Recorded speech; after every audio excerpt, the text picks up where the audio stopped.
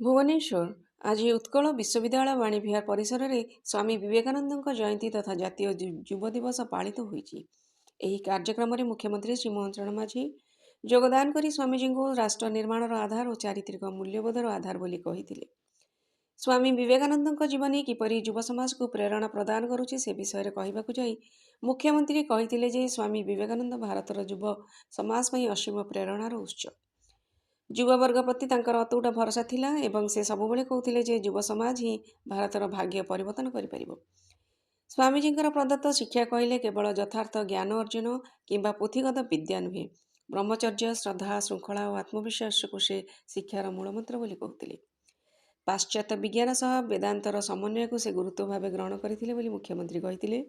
से आउरी कहिथिले जे युव सशस्त्रीकरण पई शिक्षा सहित सरकार विभिन्न युव सेवामूलक कार्यक्रम ग्रहण करुछंती। प्रशिक्षण दक्षता वृद्धि खेलकूदर उत्कर्षता और सांस्कृतिक क्षेत्र में उत्तम प्रदर्शन पई अनेक योजना रूपायन करा जायछि। आज ओडिशा देशर खेल राजधानी भाव परिचित।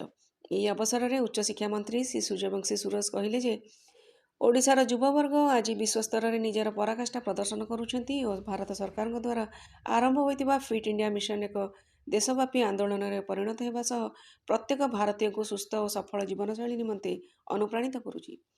एही कार्यक्रम अवसर में विधायक एकाम्र भुवनेश्वर श्री बाबू सिंह कुलपति उत्कल विश्वविद्यालय डॉक्टर जगेश्वर दंडपाट उच्च शिक्षा विभाग कमिश्नर तथा शासन सचिव श्री अरविंद अग्रवाल सचिव ओडिया भाषा साहित्य संस्कृति श्री विजय केतन उपाध्याय प्रमुख उपस्थित। समृद्ध ओडिशा रजत महापात्र रिपोर्ट।